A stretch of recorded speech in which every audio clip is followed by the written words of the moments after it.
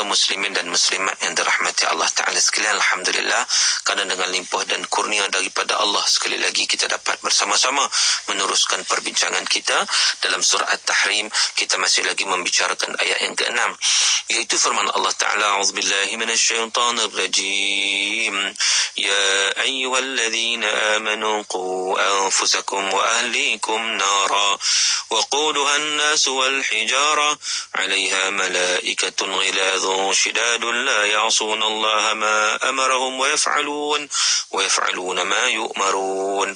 Sadaqallahul azim.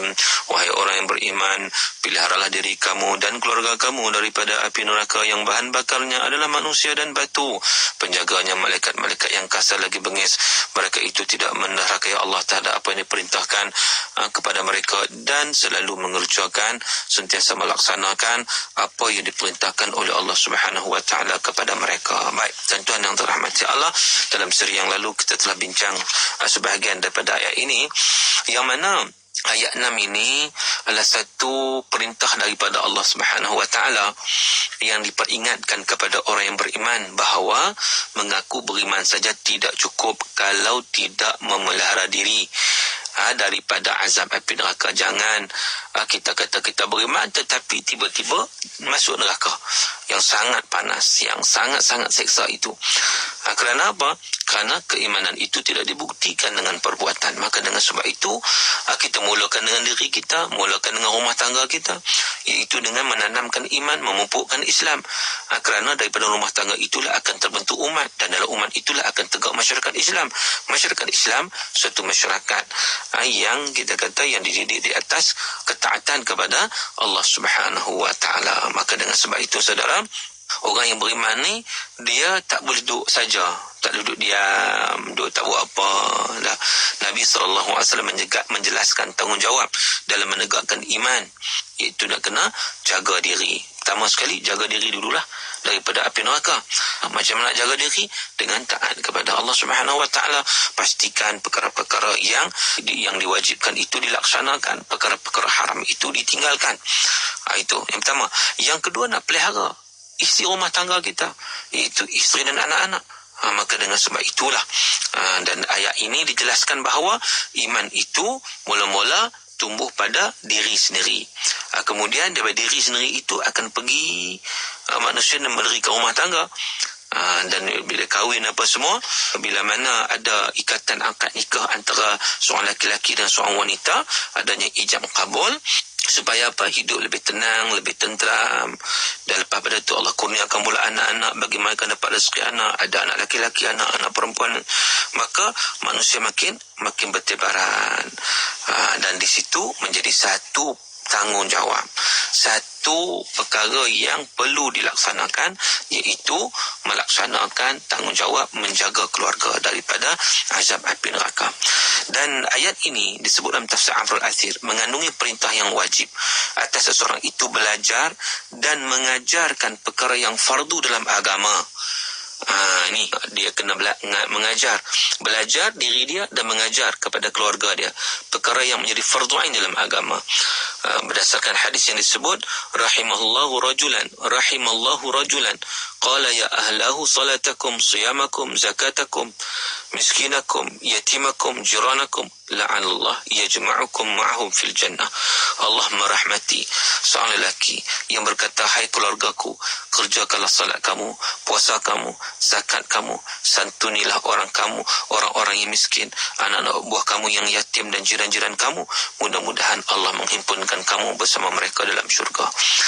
Dan ayat ini juga, ayat ke-6 ini juga, dia mempunyai maksud yang sama seperti ayat 132 surah Taha, wa'mur ahlaka bis-salah wastabir 'alaiha, dan perintahkanlah kepada keluargamu mendirikan salat dan bersabarlah kamu dalam melaksanakannya. Jadi arahan itu untuk kita sebagai ketua keluarga, sebagai contohnya, melaksanakan ataupun mengajak, menyuruh kaum keluarga untuk tunaikan salat. Itu sebagaimana kita sebut sebelum ini, salat merupakan ibadah yang pertama selepas kita kita beriman kepada Allah Subhanahu Wa Taala. Kita kena bimbing keluarga kita untuk menunaikan solat. Kita tak boleh biarkan begitu saja. Dalam firman Allah Ta'ala dalam surah Asy-Syu'ara, surah yang ke-26 ayat 24, Allah Ta'ala kata, wa anzir ashiratakal aqrabin, dan berilah peringatan serta amaran kepada kaum kerabatmu yang dekat. Itu arahan itu walaupun peringkat awal diturunkan kepada Nabi SAW, dan ia bukan sekadar untuk Nabi tetapi untuk semua orang, iaitu ketika mana turun ayat itu Nabi SAW mengumpulkan kaum keluarga Nabi, dan Nabi menyampaikan Islam kepada mereka, mengajak mereka untuk beriman kepada Allah Subhanahu Wa Taala dengan sesungguh-sungguhnya, walaupun Nabi mendapat penentangan seumpama daripada keluarga Nabi sendiri yang terkenal, iaitu Abu Lahab, bapa saudara Nabi. Itu bapa saudara Nabi. Bila mana Nabi kumpulkan, Nabi cerita pasal Islam, cerita pasal tauhid, dialah mula-mula menentang Nabi. Taballaka ya Muhammad, alihadza jama'tana, celaka kamu wahai Muhammad, adakah kerana ini kamu himpunkan kami semua? Dia menentang. Bila menentang, tuan-tuan, Allah Ta'ala turun ayat tabbat yada abi lahab wa tab. Ayat itu celakalah, binasalah tangan Abu Lahab, dan dia akan binasa secara keseluruhannya. Sebab apa dia binasa? Sebab dia menentang walaupun dia daripada keluarga Nabi SAW. Walaupun dia daripada keluarga Nabi, tetapi oleh kerana dia menentang, dia tidak menerima satu pengajaran yang diberikan oleh Nabi SAW, maka pada ketika itu dia mendapat satu kutukan daripada Allah Azza wa Jalla, bahkan dijanjikan dengan neraka di sisi Allah Subhanahu Wa Taala.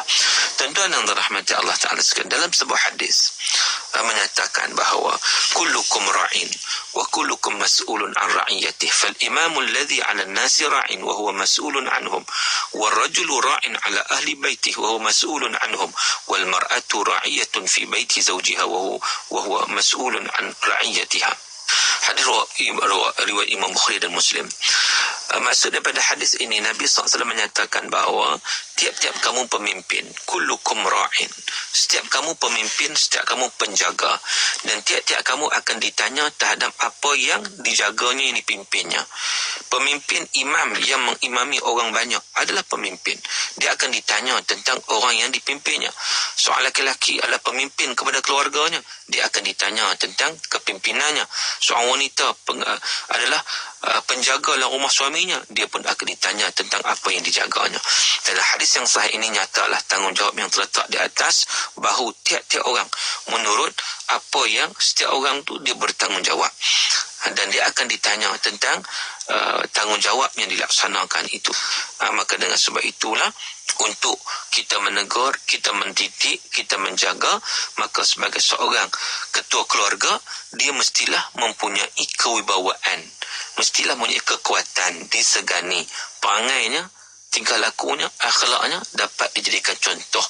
Barulah anak-anak ikut, isteri ikut. Tapi kalau suami pun nak didik isteri macam mana, nak suruh isteri tutup aurat, dia sendiri pun tak sembahyang, dia pun kadang lepak memanjang, dalam keadaan buang masa, dalam keadaan solat ke mana, maka macam mana dia didik isteri dia?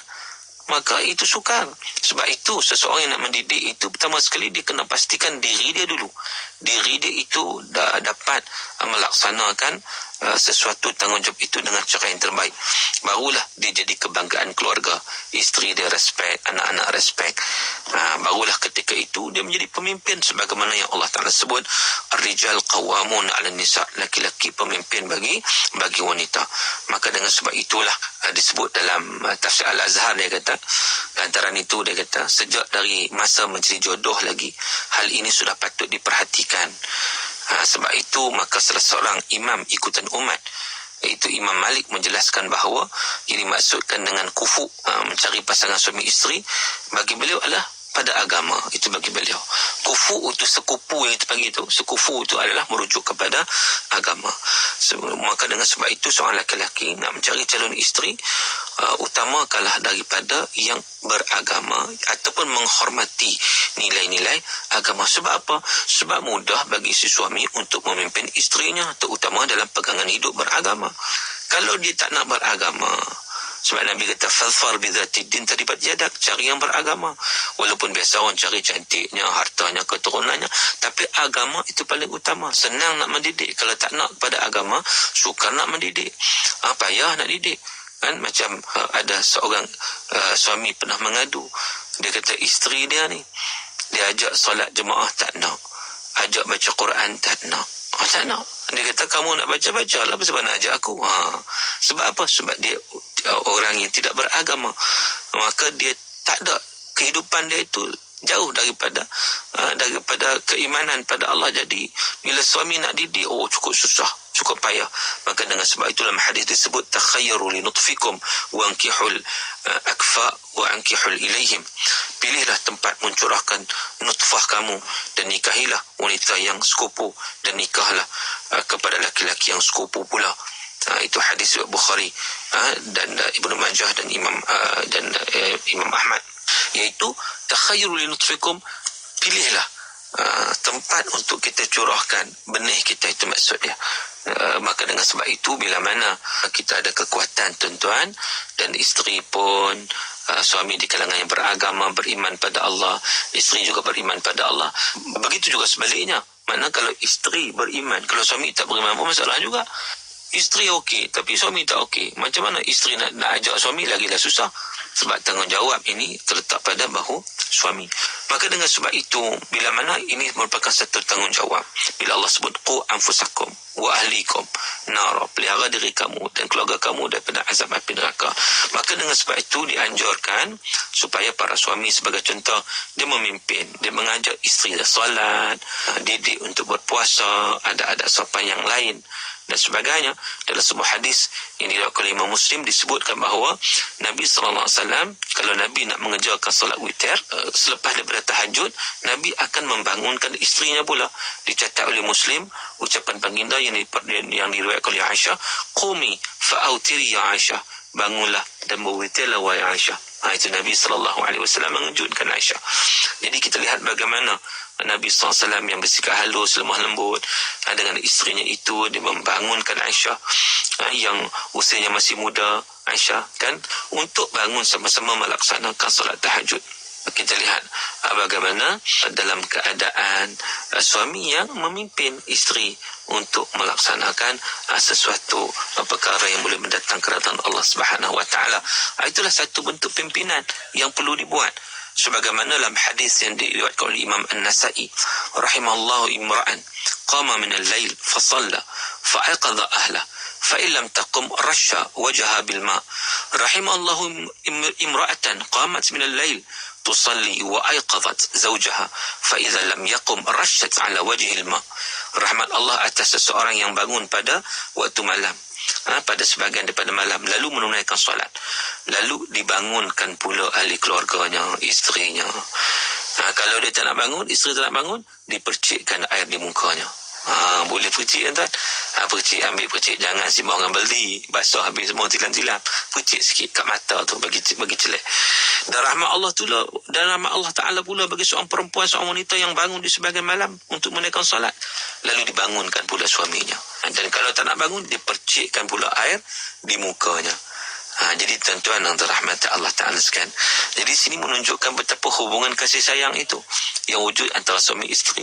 Suami sayang pada isteri nak masuk syurga, isteri sayang pada suami nak masuk syurga, nak hindarkan daripada api neraka. Jadi bila bangun malam, kejut isteri. Kalau suami bangun dulu, suami kejut isteri, tak nak bangun, tak apa, ambil air percik slow kat mata, bagi cerah mata. Cerah mata tu baru dia jaga. Dia sayang suami dia ajak, dia pun bangun lah.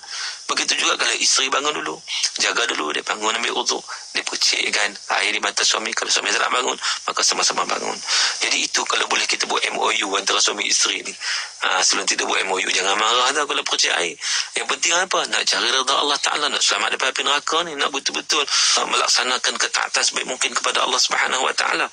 Walaupun kita kata percik-percik nak paksa kan, solat tahajud mana boleh paksa kan, dia bukanlah wajib kan, tetapi dia bukan maksud paksa, tetapi nak menunjukkan kasih sayang.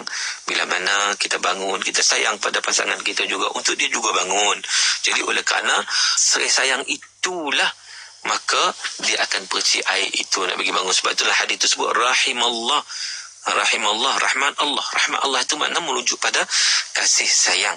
Bila mana kasih sayang itu wujud, dia tak akan marah. Bahkan dia seronok, dia ucap terima kasih. Suami ucap terima kasih pada isteri yang mengejutkannya, isteri mengucapkan terima kasih pada suami yang mengejutkannya.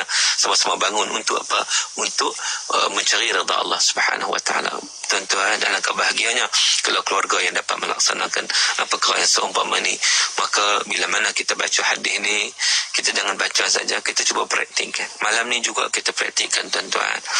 Malam ni balik sebelum tidur di rumah, suami dengan isteri bersembang bincang. Hari ni kita baca satu hadis Nabi, berdasarkan ayat surah Tahrim ni kita tengok satu hadis Nabi yang Nabi menganjurkan kepada kita untuk kita bangun malam. Kalau suami bangun dulu, kejut isteri, dan dibenarkan untuk percik air kat mata, kat muka, kat mata lah kan, dengan penuh kasih sayang, sapu, bagi jaga, ajak dia solat di tengah malam. Allahu Akbar. Sebab apa? Sebab Nabi kata afdalus salah ba'da salawatil maktubah salatul rajuli fi jawfil lail, atau kama qala Nabi sallallahu alaihi wasallam. Sebaik-baik solat selepas solat fardu adalah solat seseorang di tengah malam. Jadi adina itu perkara yang terbaik, dikejutkan. Begitu juga kalau suami bangun dulu, suami kejut isteri. Kalau isteri bangun dulu, isteri kejut suami. Betapa indahnya hubungan kasih sayang seumpama itu, insya-Allah keluarga yang seumpama ini akan jadi keluarga yang terbaik. Dan selepas daripada itu, suami isteri dianugerahi anak pula. Nak buat ke anak macam mana pula? Kewajipan nak buat ke anak macam mana ni? Nanti kita akan sambung lagi pada seri yang akan datang, insya-Allah. Sehingga kita bertemu di lain siaran. Saya sudah dulu dengan aqul qouli hadza wa astaghfirullahal azim li wa lakum. Wassalamualaikum warahmatullahi wabarakatuh.